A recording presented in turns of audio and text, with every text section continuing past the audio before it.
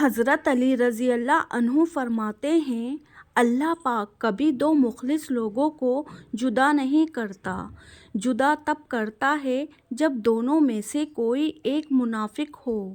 اللہ پاک کبھی مخلص کو منافق سے نہیں جوڑتا۔ پریشان ہونے والوں کو کبھی نہ کبھی سکون مل ہی جاتا ہے، لیکن پریشان کرنے والے ہمیشہ سکون کی تلاش میں ہی رہتے ہیں۔ زندگی میں کسی کو بھی برا مت سمجھیں۔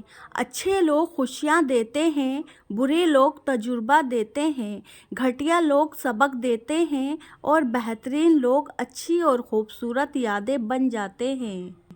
رسول اللہ صلی اللہ علیہ وسلم نے فرمایا، تمام لذتوں کو توڑنے والی یعنی موت کو کثرت سے یاد کیا کرو۔ جتنی مرضی پرآسائیوں لگائیں، اللہ پھر بھی آپ کو دیکھ رہا ہے۔ سینہ ٹھوک کر گواہی دیتا ہوں کہ محمد صلی اللہ علیہ وسلم کا دین دنیا کے تمام دینوں پر غالب آ کر رہے گا، انشاءاللہ۔ خدا تمہارے شرگ سے زیادہ قریب ہے اور تم رونے کے لیے کندھے ڈھونڈتے ہو۔ کچھ لوگوں کے لیے مصروف زندگی سے ٹائم نکالنا پڑتا ہے اور کچھ لوگوں کو دل سے نکالنے کے لیے زندگی کو مصروف کرنا پڑتا ہے۔ کسی کا خیال بار بار دماغ میں آئے تو یہ اس بات کی نشانی ہے کہ دل کو چھو لینے والے قیمتی اقوال۔ اور پتہ ہے اللہ بیٹی کیوں دیتا ہے کہ تم بھی ویسا دکھ محسوس کر سکو جو تم کسی کی بیٹی کو دیتے ہو۔ میں کتنا ہی طاقتور بن جاؤں لیکن ہر شام زندگی کا ایک دن کم ہو جاتا ہے اور میں اس کو روک بھی نہیں سکتا، اور میرا اللہ اتنا مہربان ہے، نئی صبح دے کر پھر مہلت دے دیتا ہے، شاید میرا بندہ توبہ کر لے اور میں اس کو بخش دوں۔ مطلب پورا ہونے کے بعد خوبیاں بھی خامیاں بن جاتی ہے۔ جھوٹے شخص سے کبھی بھی بحث نہیں کرنی چاہیے، آپ اس سے کبھی بھی بحث جیت نہیں سکتے، کیونکہ اسے اپنے جھوٹ پہ آپ کے سچ سے بھی زیادہ یقین ہوتا ہے۔ لڑکی، میں اپنی تصویر سینڈ نہیں کر سکتی، رانا دھوپ میں کھڑی ہو کر اپنے سائے کی ہی کر دو۔ مٹی میں مل گئے ارادے یزید کے، آج بھی لہرا رہا ہے پرچم حسین کا۔ جوانی کی عبادت اس سے پہلے کہ مٹی کا بدن خاک بنے، باوضو ہو کر مصلی پر جوانی رکھ دو۔ میں جا رہا ہوں کعبے میں علانیہ نماز پڑھنے، جس نے اپنے بچے یتیم کروانے ہو وہ میرا راستہ روک لے۔ اسلامی تاریخ کا بہادر ترین انسان۔ بعض خواتین کا سر درد پیناڈول کھانے سے نہیں بلکہ میکے جانے سے ٹھیک ہوتا ہے۔ ہر شخص کو موت کا ذائقہ چکھنا ہے، میں صرف یہ چاہتا ہوں کہ میری موت سے پہلے میرا اللہ مجھ سے راضی ہو جائے۔ زندگی اپنا سفر طے تو کرے گی، لیکن ہم سفر آپ جو ہوتے ہو تو مزہ اور ہی تھا۔ ہر عبادت کا پتہ نہیں ہوتا کہ وہ قبول ہے یا نہیں، مگر درود شریف ایسی عبادت ہے جو ادا ہوتے ہی قبول ہو جاتی ہے۔ نمازیوں کا اب سیلاب آنے والا ہے، پتہ چلا ہے کہ رمضان آنے والا ہے، اب مسجدوں کا دائرہ ذرا بڑا کر دو، بس ایک ماہ کا مسلمان آنے والا ہے۔ غریب اور کمزور کے سامنے آپ کا لہجہ بتاتا ہے کہ آپ کتنے بڑے ہیں۔ اسلام اپنی ابتدا سے کربلا تک محمدی ہے اور کربلا سے قیامت تک حسینی ہے۔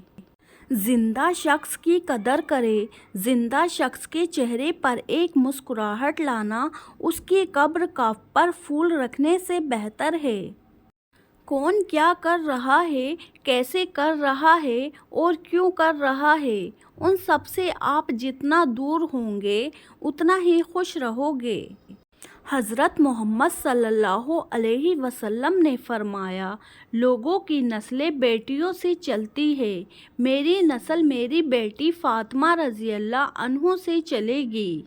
ڈاکٹروں کی ایک ٹیم نے موت پر ریسرچ کی ہے اور اس نتیجے پر پہنچی ہے کہ موت صرف اللہ کی طرف سے آتی ہے، اس کو افطاری پر بلانے سے نہیں آتی۔ جسم کی چوٹ تو وقت کے ساتھ ٹھیک ہو جاتی ہے، مگر لفظوں اور رویوں کے زخم کبھی نہیں ٹھیک ہوتے۔ ٹھکرا دیا جنہوں نے میرا وقت، دیکھ کر ایسا وقت لاؤں گا کہ ملنا پڑے گا مجھ سے وقت لے کر۔ اپنے رب کو یہ نہ بتاؤ کہ تمہاری مشکل کتنی بڑی ہے، بلکہ اپنی مشکل کو یہ بتاؤ کہ تمہارا اللہ کتنا بڑا ہے۔ رحمتیں بارش میں اتنی بوندیں نہیں برستی جتنے سجدے میں سر رکھنے سے رحمتیں برستی ہے۔